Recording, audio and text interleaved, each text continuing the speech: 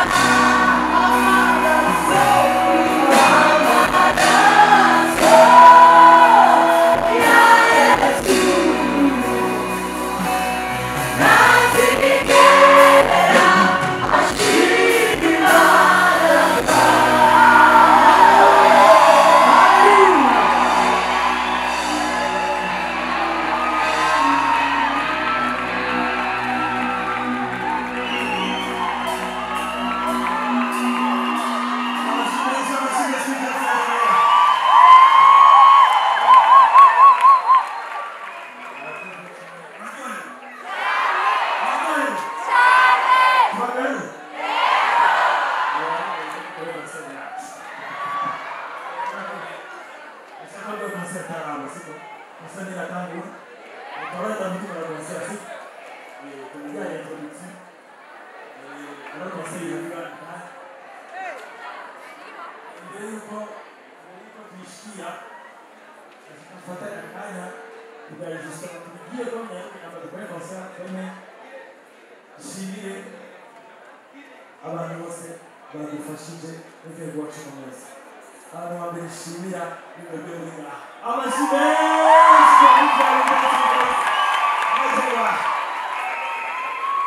maduteka maturyoheye madukuze ku mitima mwagangiwe mwihanganye maduteka intege muri badushikane hano imana bahita kuri cyane rwose nasaba kandi ndamenyeshe yuko redemption voice maze imyaka 15 Joyce ndase aho tubikije kwatsi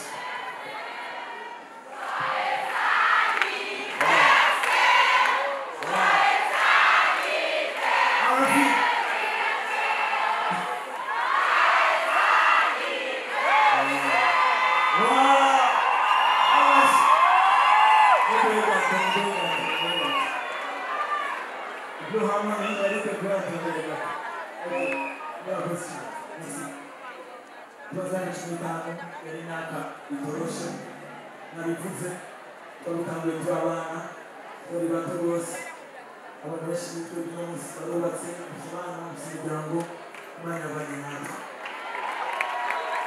barasaba cyane menshi nuko bahagaze ngaha bavuga Imana ari nziza bavuga Imana ihemuka ukuvuga yuko kile kimana guhamagariye komera bugiye bwoba udushikiye uje kandi kizaniye imbere nitwika n'abahusha dukubita ipfusi n'abageni murakoze cyane turaryohewe isanga zitatu album ya mbere yitwa Yigwe na Ungara album ya kabiri yitwa Wowe Gusa album ya gatatu yitwa Nashime album ya kane yitwa album ya gatatu yagiriye neza rero na album tuko turabwira yuko turayihuguriye indirimbo nyinshi mwakunze yagiriye neza imigambi ubera n'indirimbo nyinshi mutarumva zonga izo redemption voice wabigana turashimana ko redemption voice yashoboye kubyara indi redemption voice muri Canada redemption voice i Buraya bariko baduteguri kandi ko mwakuza cyangwa kurikira izo tourne abantu bose redemption voice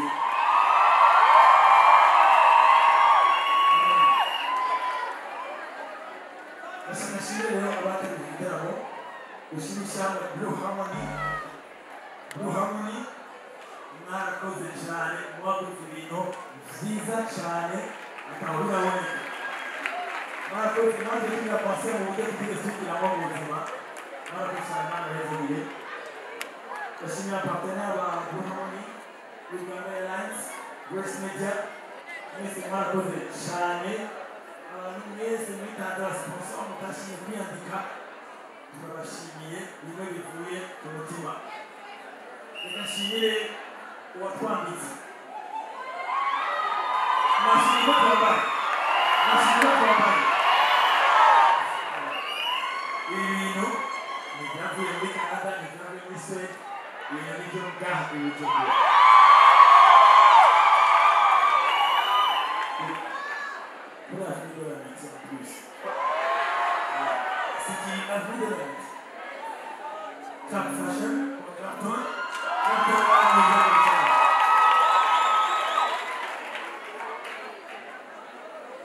Nashimire amashanyarazi yose yabaye hafi kuva tugitangira mwarafashe isi cy'umwanya Imana bahezaniye muri izi amashanyarazi yakoze uruhare rudasanzwe kugira kuri Claude natwe zigiye muri benshi ndashimiye abagenzi bacu twanganye imyaka ku gico gihe batwizigiye nibo bari amakomite yacu kubera kuri konsanya muri 2013 yitwa Yigwe na Ungara baraje bitungana bafashe isi hamwe natwe kandi byari bikomeye ariko Imana ibanye natwe turabashimira turabakunda abari ngaha bagiye mu bihugu byo hanze turasoma umutima mwese turabazi mu mazina turasoma kubasoma mu izina ry'Imana guheraheza tukasabe uburongo cy'amaduha hamwe afata inoti atubwira ngo katika 2 minutes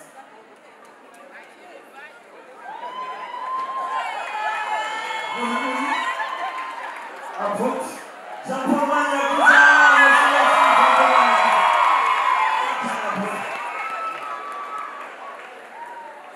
Islam itu terus. Il a tel.